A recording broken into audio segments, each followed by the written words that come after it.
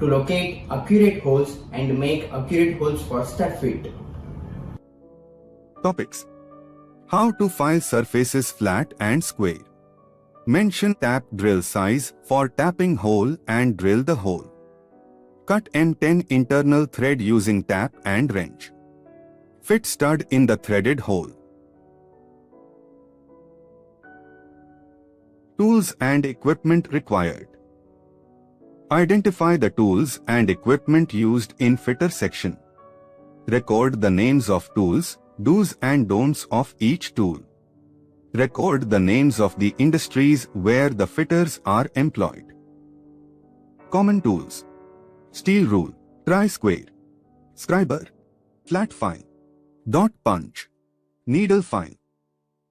Bench vise, hacksaw, tapping wrench, drill bit, vertical drill, vernier caliper, hammer, M10 tap, pitch gauge. Safety precautions in fitting. Demonstration activities. Shop talk with safety. Safety attitude development of the trainee by educating them to use personal protective equipment. Identify personal protective devices. Interpret the different types of personal protective devices. Eye protection, safety glasses, foot protection, safety shoes, dust and fumes, respirators, hands safety, gloves, head safety, helmet, hearing protection, earplugs, clothing, safety jacket, prevent from falling, safety harness. File metal to size 48 x 48 x 9 mm, maintaining flatness and squareness.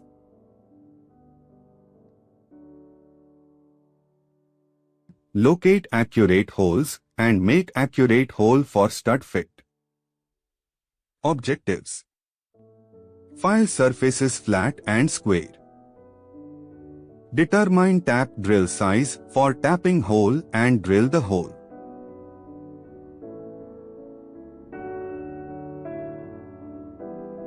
Check the raw material for its size.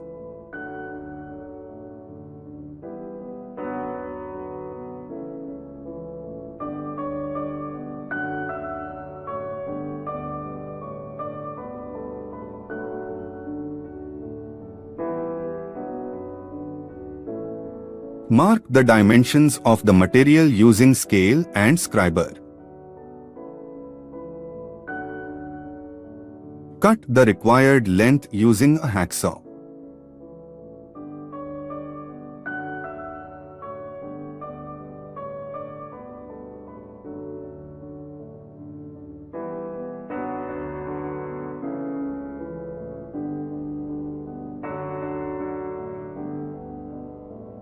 File metal to size 48 x 48 x 9 mm, maintaining flatness and squareness.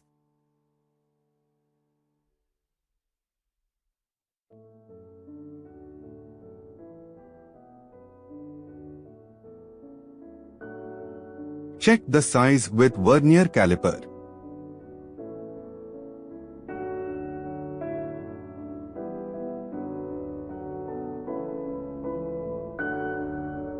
Apply chalk on the surface of the material to mark the center.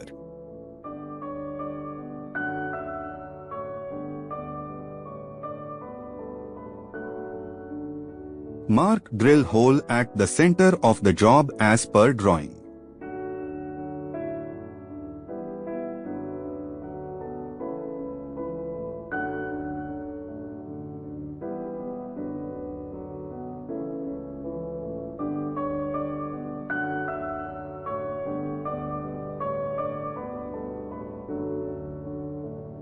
Place the component on the surface and using a dot punch mark the center for drilling.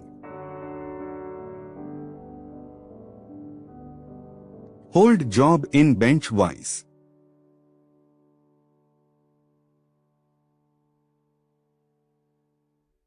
Mention the drill size for M10 tap.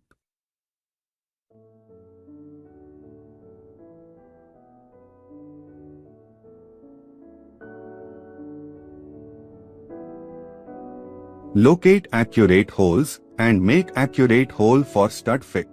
Cut M10 internal thread using tap and wrench. Fit stud in the threaded hole.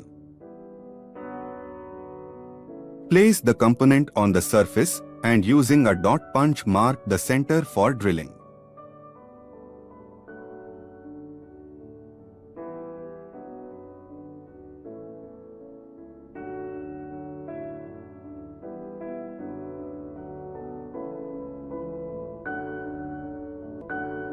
Fix 6 mm drill bit and drill pilot hole.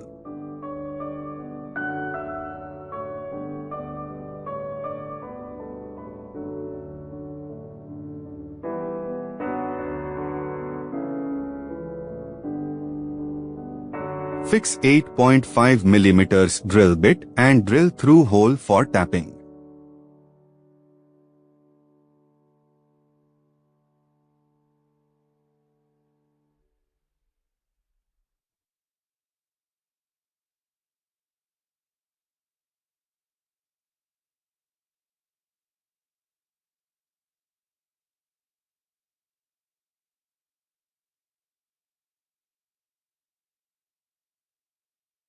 Hold the job in bench-wise.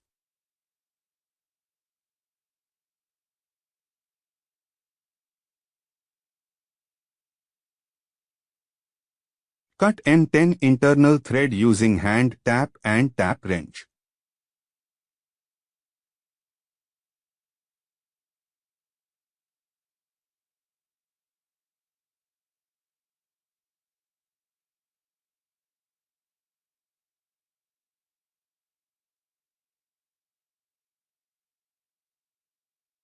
Clean the thread to remove the burrs.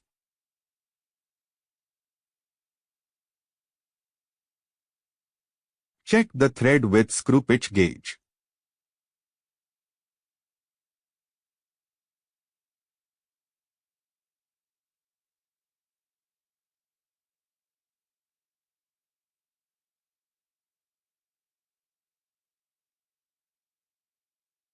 Fit stud in the threaded hole.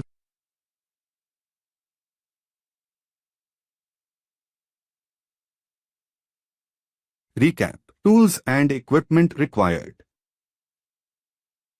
Safety precautions in fitting. Now you have learned to file surface flat and square. Determine tap drill size for tapping hole and drill the hole. Cut M10 internal thread using tap and wrench. Fit stud in the thread hole.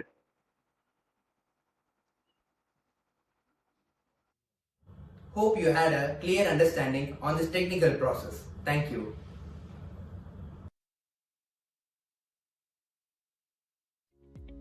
Hello everyone, welcome to this video of fasten mechanical components or sub-assemblies together using screws, bolts and collars using hand tools.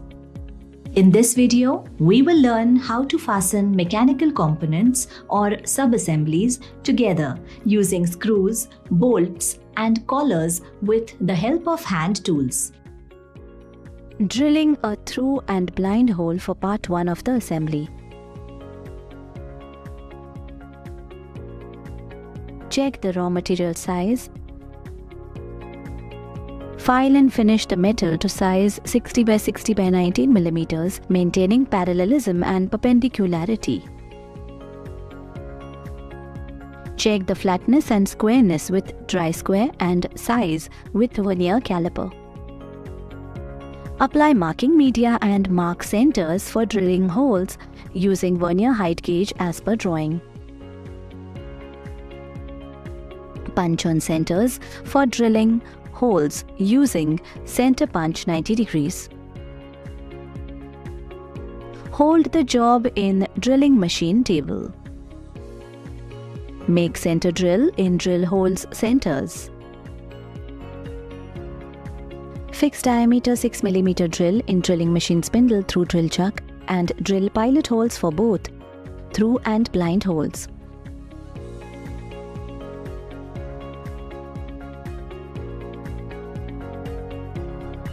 Fix diameter 8.5 mm drill and drill through hole as per drawing.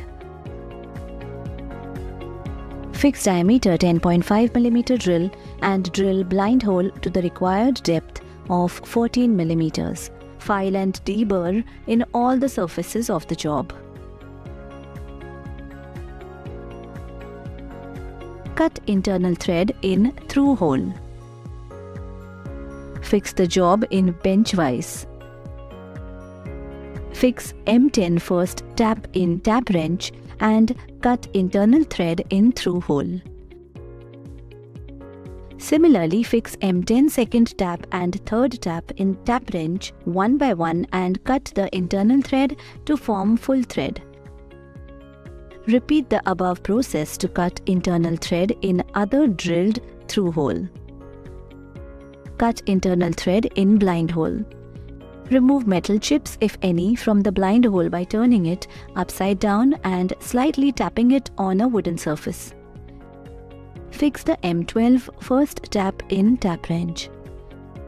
Screw a matching nut on the first tap to the required distance of 14 mm to act as a depth stop. Cut internal thread in blind hole to the required depth of 14 mm. Remove the metal chips, if any, from the threaded blind hole. Similarly, fix M12 second tap and third tap in tap wrench one by one and cut the thread to form full thread. Clean the threaded hole and ensure no burrs. Repeat the above process to cut internal thread in another drilled blind hole. Use cutting fluid while cutting the thread. Check the threaded hole using the M10 and M12 matching bolts by screwing. To prepare stud. Check the raw material size. File the round rod ends to flatness and squareness, maintaining size diameter 10 mm by 70 mm length. Turn the round rod to diameter 9.9 mm blank size to cut external thread as per drawing. File chamfer of 2 mm by 45 degrees at both ends of the round rod. Apply marking media on cylindrical surface of the job and mark the required length and punch witness marks to cut external thread as per drawing. Hold the cylindrical rod in benchwise to 90 degrees with aluminium vise clamps and check the 90 degrees with tri-square. Set M10 circular split die in die stock. Place the split die on the cylindrical round rod one end and cut external thread by rotating in clockwise and anti-clockwise direction to cut external thread. Apply pressure on the die stock evenly and turn in a clockwise direction to advance the die in stud blank and reverse the die for a short distance to break the chips. Following the above processes, cut the external thread up to the required length as per drawing. Clean the thread and check with suitable screw pitch gauge and matching nut. If the nut is not fitted with the external thread, increase the depth of cut gradually by adjusting the split die stock, outer screws and deepen the cut of thread to correct pitch of thread and check with matching nut and screw pitch gauge. Similarly, repeat the thread cutting process in other end of cylindrical round rod to the required length and check with suitable screw pitch gauge and match with suitable nut. Clean the thread and ensure no burrs. Apply little oil and preserve it for evaluation. To prepare bolt. Check the raw material for its size. Turn hexagon rod ends to flatness and squareness 9 mm by 40 mm length in lathe. Apply marking media and mark dimensions to prepare hexagonal head bolt blank as per job drawing. Punch witness marks using dot punch 60 degrees. Cut and remove excess metal by sawing. Turn to diameter 9.9 mm by 18 mm length to cut external thread. File chamfer of 2 mm by 45 degrees on screw end of rod. Hold the hexagonal head bolt in bench vise to 90 degrees along with aluminium vise clamps. Set M10 split die in the die stock. Place the split die on the hexagonal head bolt round blank end with die stock and turn in clockwise direction and anti-clockwise direction to cut external thread. Check the die to 90 degrees to the hexagonal head bolt blank while cutting external thread. Apply pressure on the die stock evenly and cut external thread as shown in job drawing. Check the thread with screw pitch gauge and matching nut. Clean the thread, apply little oil and preserve it for evaluation. Moving on to prepare the collar and assembling the 3 parts. Check the raw material size. File flatness and squareness. Mark in collar as per job drawing and punch the hole center and the outer circumference of collar. Drill the center of hole diameter 10.5 mm and chamfer sink the drilled hole both sides. Hold the job in bench vise and file the circumference of collar to diameter 14 mm. The size with vernier caliper. Clean the parts 1, 2 and 3. Assemble the parts 1 and 2 using hexagonal bolt and tighten the bolt using suitable double-ended spanner or ring spanner. Mark the tap drill hole center on middle of the collar as shown in job drawing. Set the assembly in drilling machine table using suitable clamping device. Make drill hole collar diameter 5.2 mm for M6 tap and drill up to opening of internal diameter ID 10.5 mm in hexagonal bolt. Separate the parts 1, 2 and 3. Fix countersink tool in drilling machine and chamfer the diameter 5.2 mm drilled hole. Hold the collar in bench vise.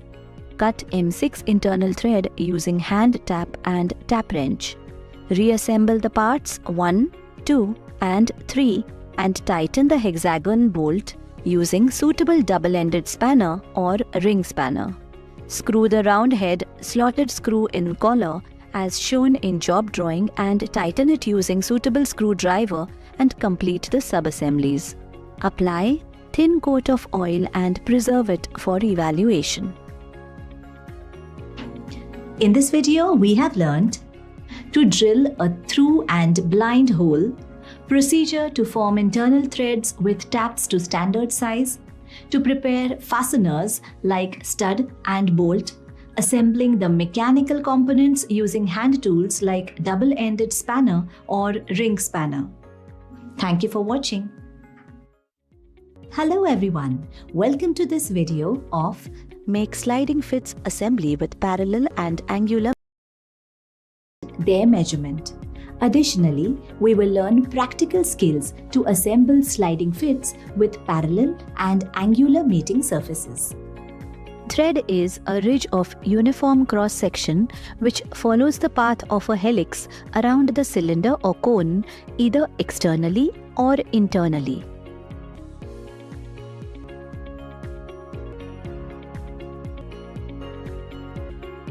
Helix is a type of curve generated by a point which is moving at a uniform speed around the cylinder or cone and at the same time moves at a uniform speed parallel to the axis.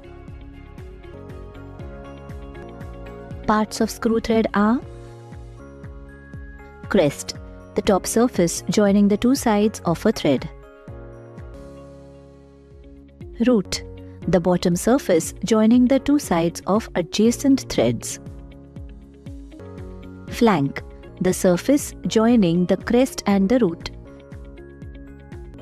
Thread angle, the included angle between the flanks of adjacent threads. Depth, the perpendicular distance between the roots and crest of the thread.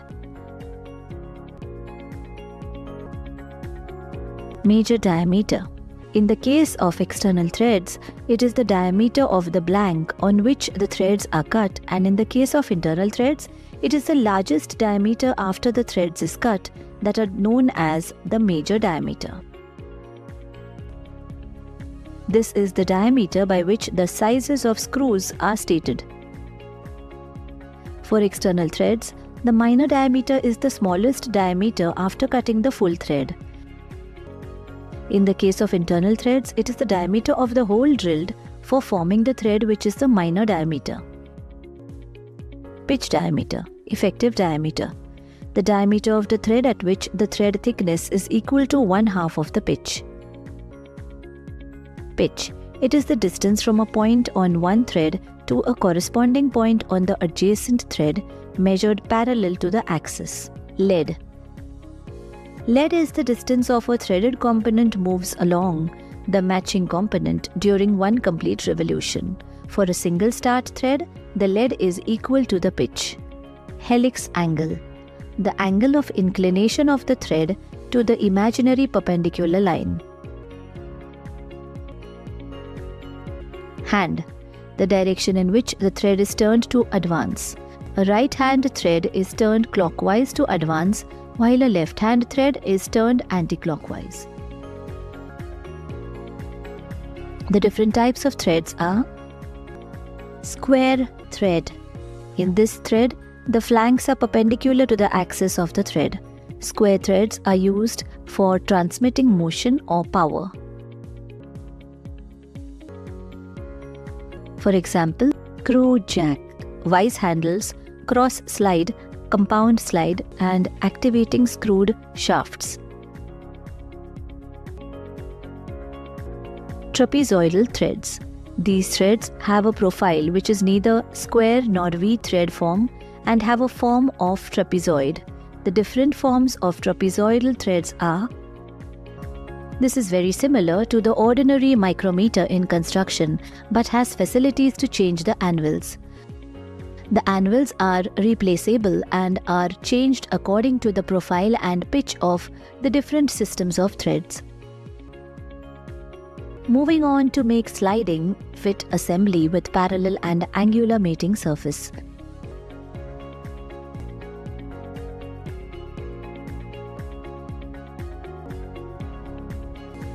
Check the raw material for its size.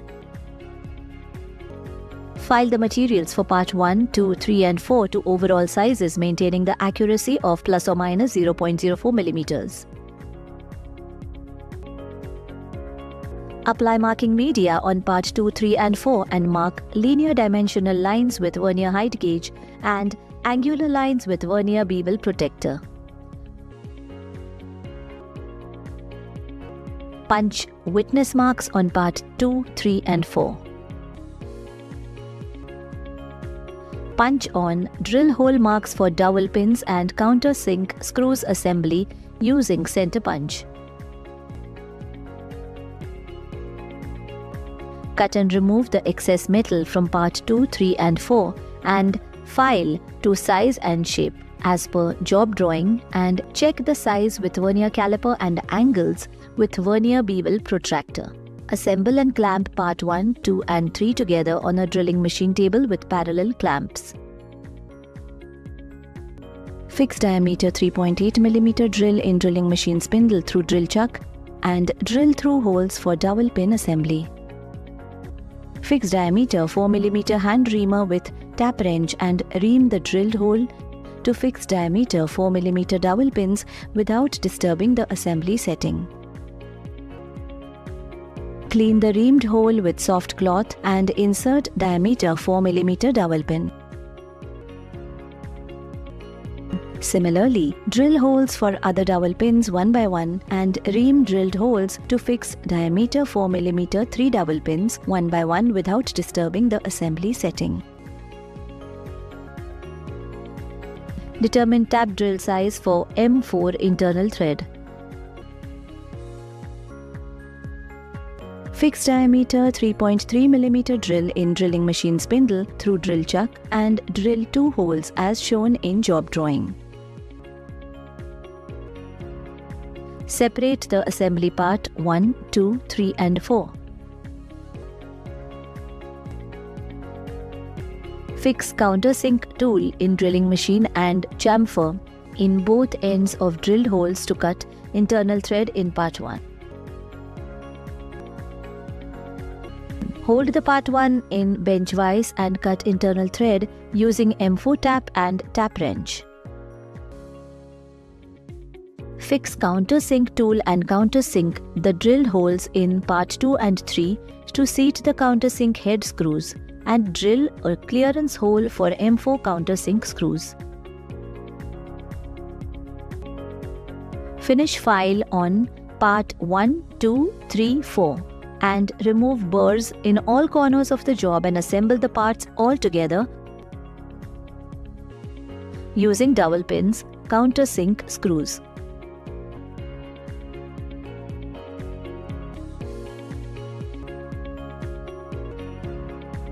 Apply a thin coat of oil and preserve it for evaluation.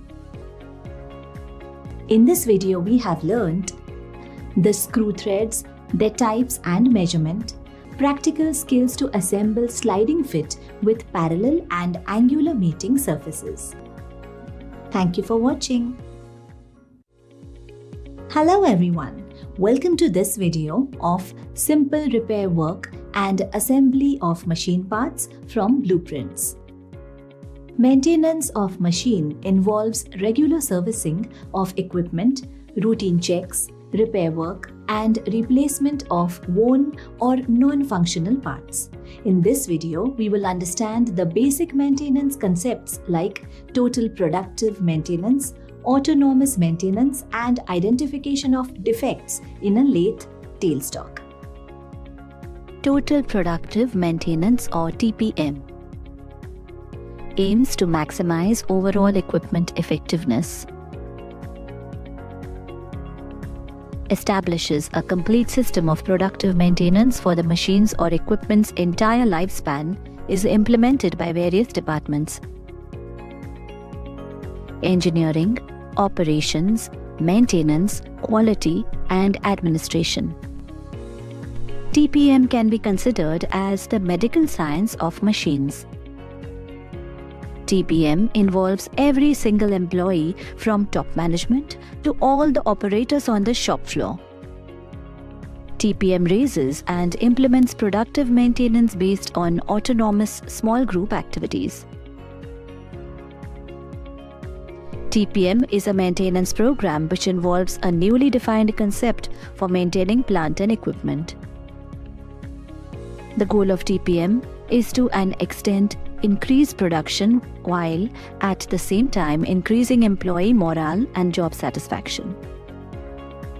TPM brings maintenance into focus as a necessary and vitally important part of the business. It is no longer regarded as a non-profit activity.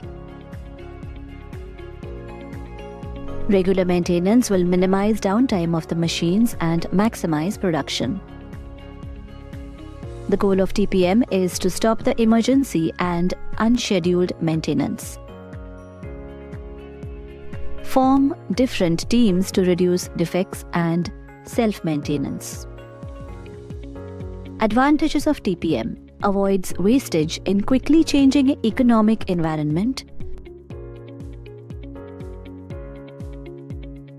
produces goods without reducing product quality, reduces maintenance cost, produces a low batch quantity at the earliest possible time, ensures the non-defective goods to the customers, reduce customers' complaints, reduce accidents, follow pollution control measures, favorable change in the attitude of the operator.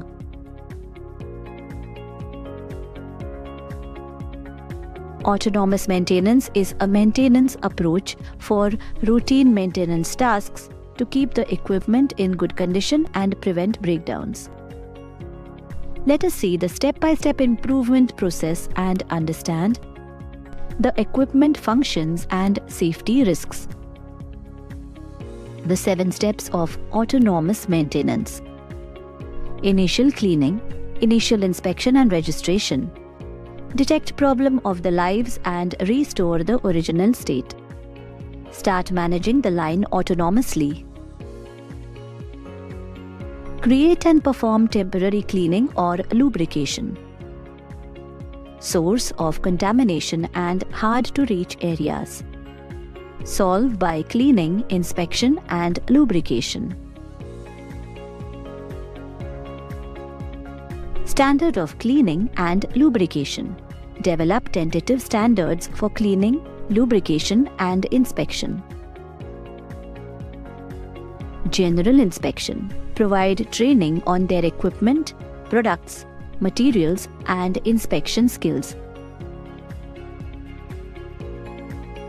Autonomous inspection. Develop a routine maintenance standard by operations. Standardize autonomous maintenance operation.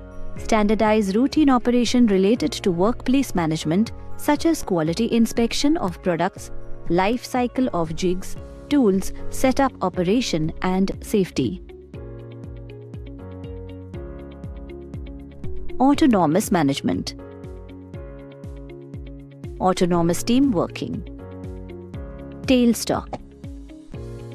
It is a sliding unit on the bedways of the lathe.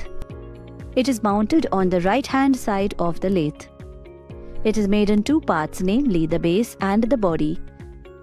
The base bottom is machined accurately and has V-grooves corresponding to the bedways. It can slide over the bed and can be clamped at any position on the bed by means of the clamping unit. The body of the tailstock is assembled to the base. Graduations are marked on the rear end of the base and a zero line is marked on the body. When both zero lines coincide, the axis of the tailstock is in line with the axis of headstock. The body and base are made from cast iron. The parts of a tailstock can be seen on screen. Purpose of the tailstock and functioning. To accommodate the dead center to support lengthy work to carry out lathe operations. To hold cutting tools like drill bits, reamers, drill chucks provided with taper shank. To turn external taper by offsetting the body of the tailstock with respect to the base. Functioning of a tailstock. By rotating the hand wheel, the barrel can be moved forward or backward. The barrel can be locked in any required position. The hollow end of the barrel at the front is provided with a Morse taper to accommodate the cutting tools with a taper shank. Graduations are sometimes marked on the barrel to indicate the movement of the barrel. With the help of the adjusting screws, the body can be moved over the base laterally and the amount of movement may be read approximately referring to the graduations marked. This arrangement is to offset the center of the tailstock as required for taper turning. Identifying defect in tailstock. Identify defect in a tailstock. Rotate the tailstock hand wheel for moving the spindle. Lock the spindle using the locking lever.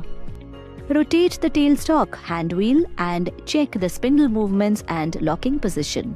If the spindle is not locked properly, it will move. Hence, it is known as screw rod spindle lock is not working properly. Dismantle the spindle locking unit from the tailstock. Prepare the new screw rod instead of defective screw rod. Assemble the prepared screw rod instead of worn out screw rod. Check the tailstock performance and lock the spindle in the proper position. In this video, we have learnt importance of maintenance for the overall effectiveness of equipment, inspection and identification of defects in tailstock. Thank you for watching. Hello everyone, welcome to this video of Rectify Possible Assembly Faults During Assembly. In this video, we will understand how to inspect the drill head of a pedestal drilling machine, hydraulics of power saw, grinding wheel of a grinding machine, and examine jib strip on lathe carriage. Dismantle assembly of spindle and pulley of drilling machine. Remove the drill chuck and arbor from the spindle, part number 20 and 19 in the figure. Switch off the machine and remove the belt guard. Remove the V-belt, part number 1 from the pulley. Removal of spindle pulley and hub assembly. Loosen the nuts, part number 2, from the spindle hub, part number 4. Remove the stepped V pulley, part number 3 from the spindle hub. Remove the feather key, part number 5. Remove the internal circlip, part number 6 from spacer, part number 8. Remove the external circlip, part number 9 from the end of spindle hub, part number 4. Remove the spindle hub and bearings, part number 7 from spacer. Removal of spindle sleeve. Remove the pinion with shaft from the machine. Straighten the toothed washer, part number 11. Loosen and remove the nut, part number 10 from spindle, part number 17. Remove the toothed washer from the spindle. Remove the bearings, part number 12 from the spindle sleeve, part number 14. Remove the O-ring, part number 13. Remove the spindle sleeve, part number 14. Remove the spindle, part number 17 from the spindle sleeve. Remove the thrust bearing, part number 15 from spindle using hydraulic press. Clean all the dismantled parts and dry it. Identification of worn out and damaged parts. Check all dismantled parts of spindle and pulley thoroughly and list out the damaged, worn out parts and fill up the table given. Replace the worn out and damaged parts and assemble the spindle and pulley. Assemble all the parts of the spindle and pulley in the reverse order and apply grease and oil at necessary parts. Fix the V-belt and adjust to proper tension. Mount the belt guard. Test run the spindle. Switch on the power supply. Check the runout of the spindle by using lever type dial test indicator with magnetic stand. Run the spindle at low, medium and high speed at least for 5 minutes. Listen if any abnormal noise hearing from spindle assembly. Check any noise generating in the spindle assembly. If so, rectify the fault and run the spindle without noise. Rectification of hydraulic fault in power saw. Switch off the machine and remove the belt guards. Support the arm properly. Drain the hydraulic oil and keep it safely. Remove the connecting pin, circlip, split pin and loosen the fasteners in the hydraulic unit. Disconnect the oil lines and remove the hydraulic unit from the machine. Dismantle the hydraulic unit and keep it in a separate tray, figure 2. Clean all the parts and dry it. Inspect oil flow part with compressed air. Inspect the oil seal, O-rings, filter, control valves and valve seat. Replace or repair the worn out or damaged parts. Assemble the hydraulic unit in the reverse manner of dismantling.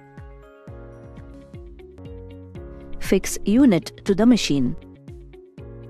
Check the condition of drained oil. If contaminated, fill as per manufacturer's recommended grade oil. Connect the oil lines and drive system and remove the arm support. Trial run the machine and observe the performance. Check any leakage in the oil line. If found, arrest them. Adjust the control valve and verify for arm lifting and descending performance. Fix the belt guards. Assembling of a worn-out grinding wheel. Switch off the electrical power supply. Dismount the safety glass bracket. Remove the grinding wheel covers. Unscrew the nuts from the spindle of the grinding wheel. Remove the tool rest. Remove the grinding wheels from the spindle. Disengage the grinding wheel head unit from the main body. Dismantle the wheel spindle from the wheel head. Extract the ball bearings from the housings or spindle. Clean the ball bearings and other parts. Inspect the bearings and other parts. Replace the bearings if necessary. Lubricate the bearings and other parts. Assemble the parts in the reverse sequential order. Replace the grinding wheels if necessary. Check the bench grinder for smooth running. To dismantle and assemble jib from the cross slide of a lathe. Remove the adjusting screws from the dovetail slide.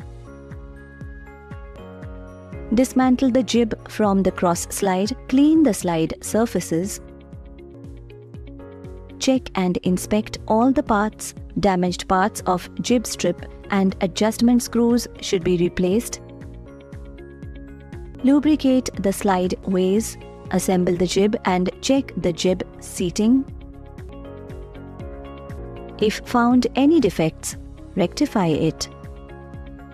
Check adjusting screws thread. Lubricate the slideways of jib strip. Assemble slideway jib strip with saddle. Tighten the adjusting screws to give the correct freedom required in the assembly. Lock the movement of the adjusting screw by the check nut. Check the slideways smooth movement without any shake. To adjust and align the jib strip in a lathe.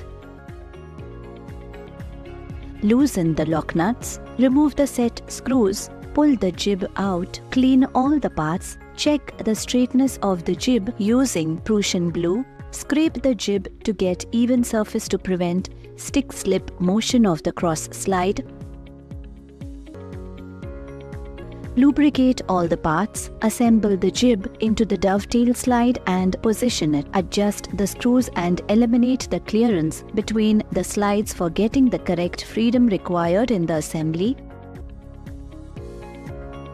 Lock the movement of the adjusting screws by the check nut. Hold the jib in correct position firmly while locking with check nuts. Check the function of the cross slide.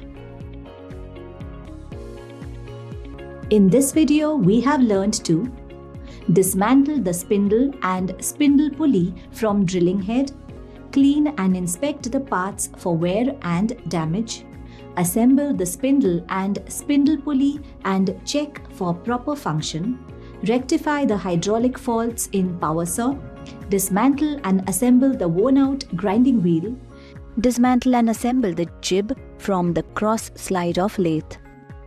Thank you for watching.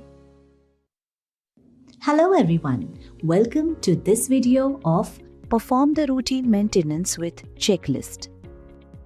In this video, we will learn the importance of routine maintenance, preventive maintenance, and describe the normal procedure followed in machine tool maintenance in the shop floor.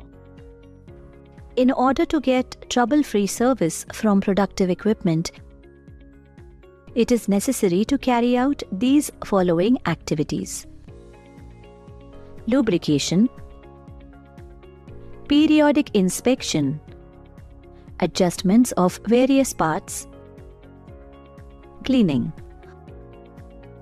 All the above maintenance operations are carried out while the machine is running or during pre-planned shutdown. This type of maintenance may prevent breakdown of equipment. Routine maintenance should not interfere with production schedules. Planned preventive maintenance (PPM), more commonly referred to as simply planned maintenance (PM), is a scheduled maintenance of an object or item or equipment. Specifically, planned maintenance is a scheduled service visit carried out by a competent and suitable agent to ensure that an item of equipment is operating correctly and to therefore avoid any unplanned breakdown and downtime. Along with condition-based maintenance, planned maintenance comprises preventive maintenance, in which the maintenance event is pre-planned and all future maintenance is pre-programmed. Planned maintenance is created for every item separately according to manufacturer's recommendation or legislation. Plans can be date-based, based on equipment running hours or on the distance traveled by the vehicle. A good example of planned maintenance program is car maintenance, where time and distance determine fluid change requirements.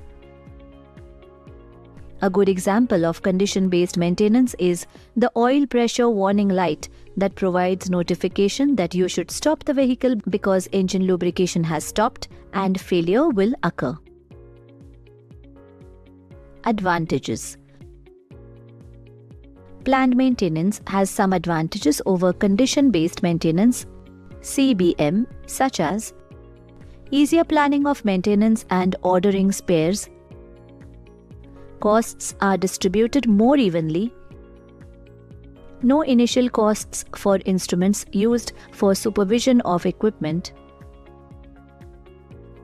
Preventive maintenance consists of a few engineering activities which help to maintain the machine tools in good working order.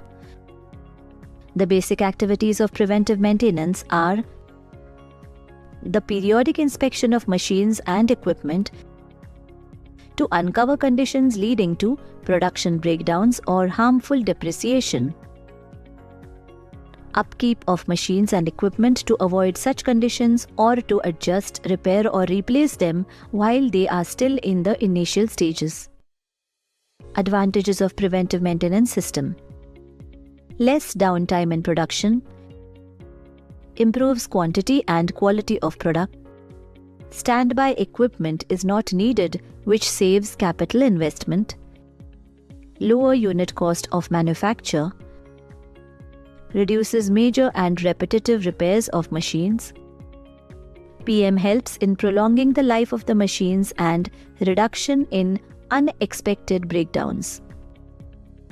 Functions of Preventive Maintenance Department: periodic inspection of machine and equipment as per the checklists, lubrication of machine and equipment as per the manufacturer's instruction manuals, servicing and overhauling of machine and equipment as per the PM schedule, keeping basic records of each machine and equipment, analysis of inspection reports and systematic review of reports of machine and equipment. Normal procedure followed in machine tool maintenance on shop floor must have some procedure and sequence.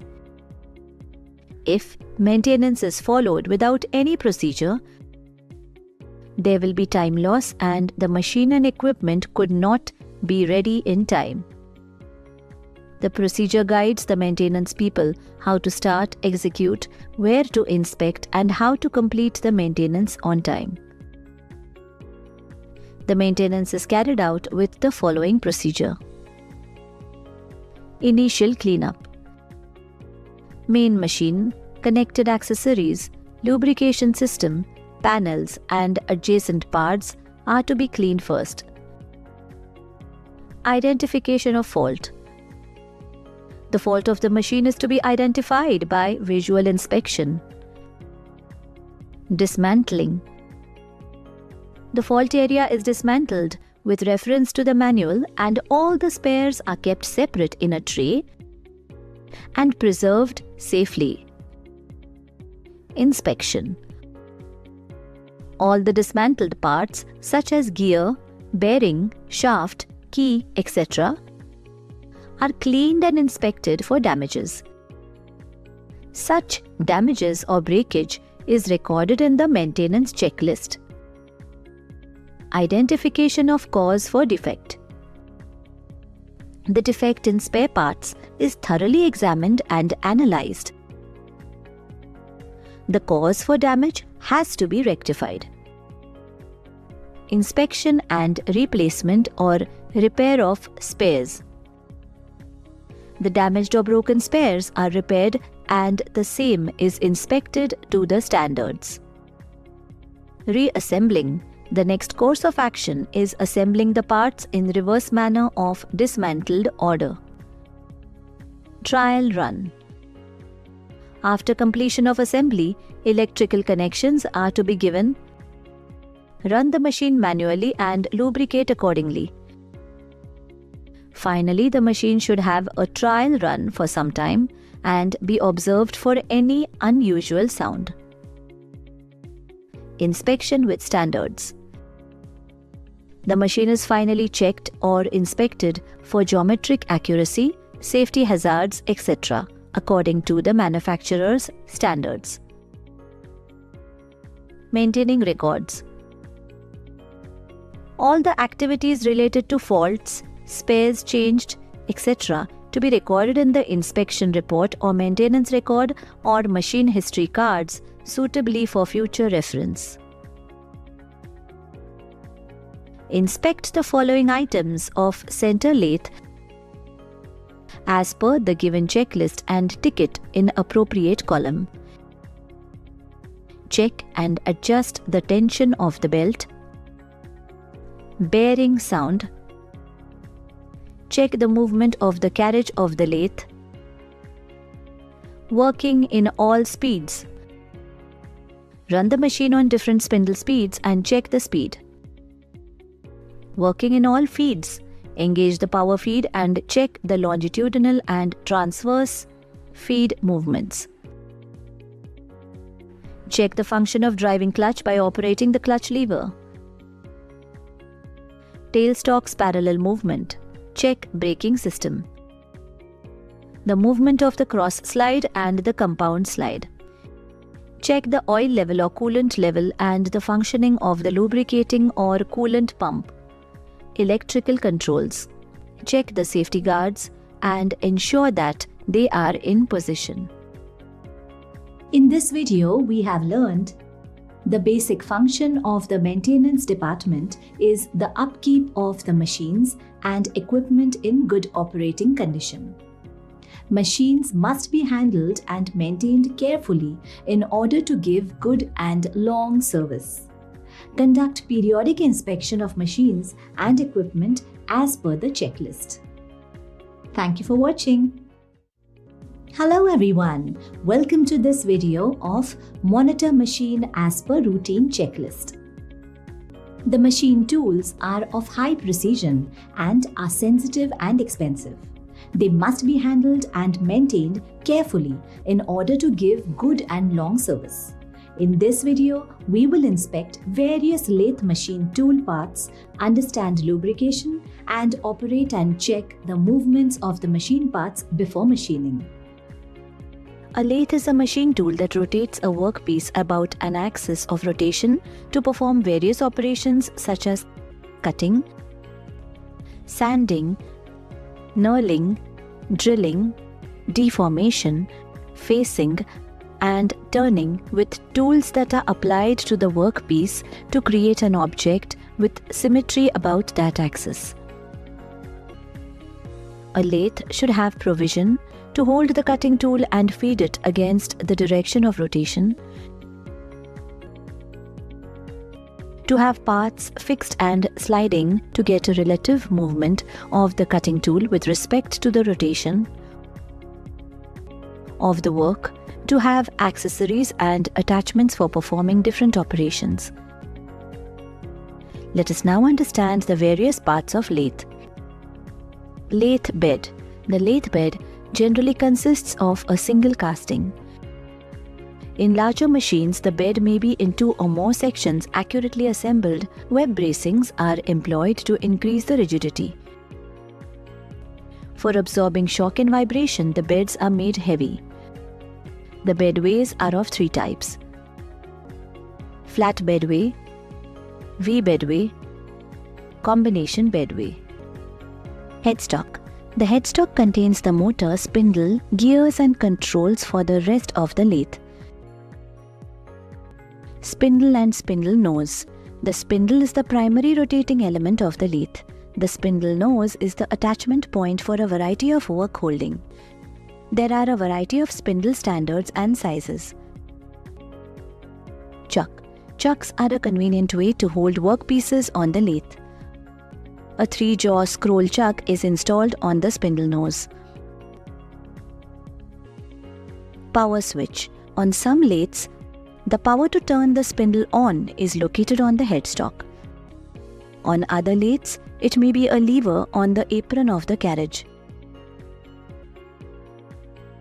Spindle speed control.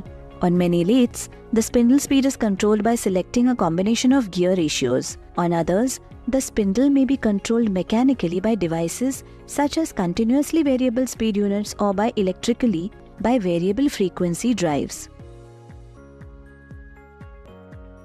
Power feed gear levers. The gear ratio for the lead screw and feed rod may be set by changing the combinations of the power feed gear levers. This is done in a variety of ways on different lathes. Power feed direction selector. The direction of rotation of the feed rod or the lead screw can be reversed by changing the position of the power feed direction selector. Function of headstock. To provide a means to assemble the work, transmit the drive from the main motor to the work.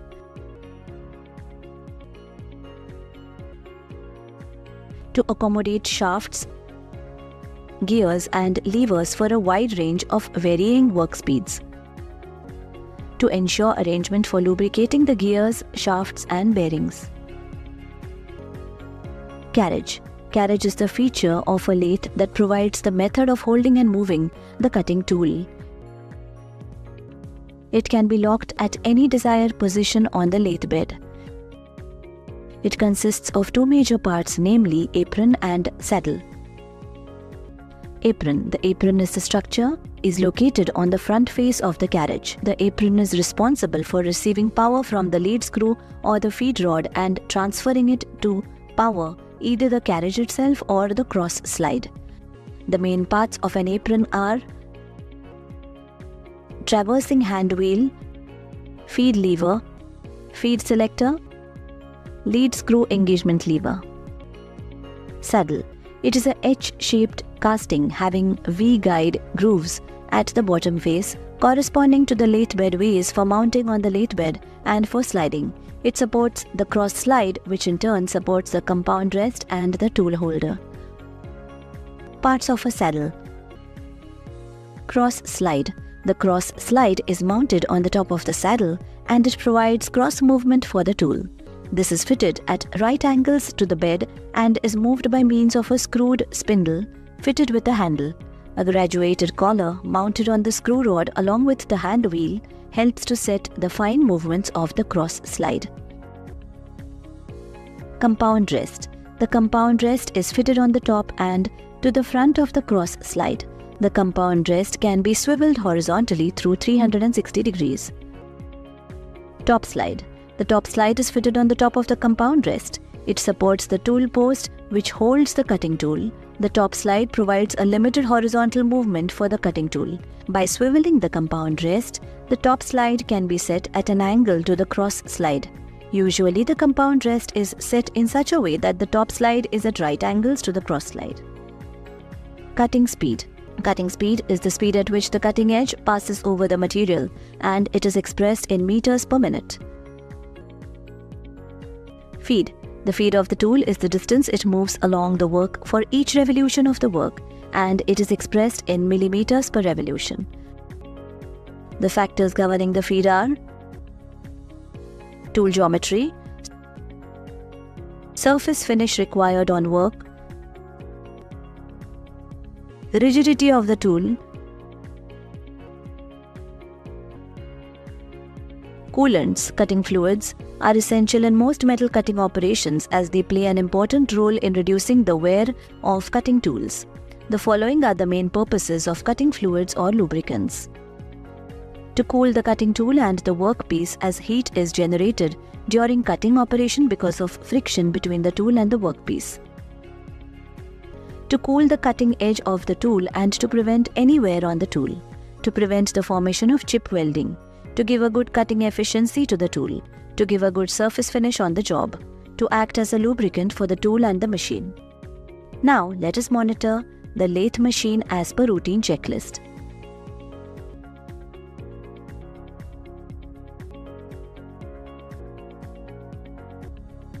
Clean the machine, check the safety guards and ensure that they are in position.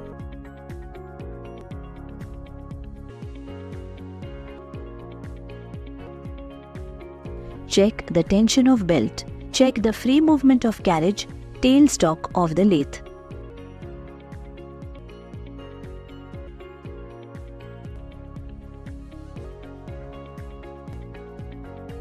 Run the machine on different spindle speeds and check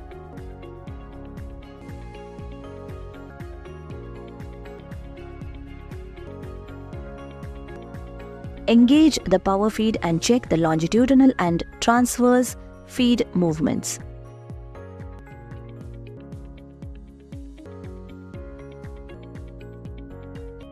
Check the function of clutches by operating the clutch lever.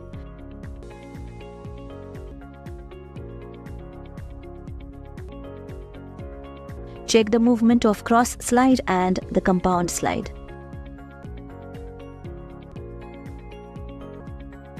Check the oil level and functioning of the lubrication. Check the coolant and the functioning of the coolant pump. Check the exposed gears are fitted properly. Switch on and check the running condition of machine before machining. In this video, we learnt about the different parts of lathe, understanding the purpose of cutting fluids, monitor and check the movements of the machine parts before machining. Thank you for watching.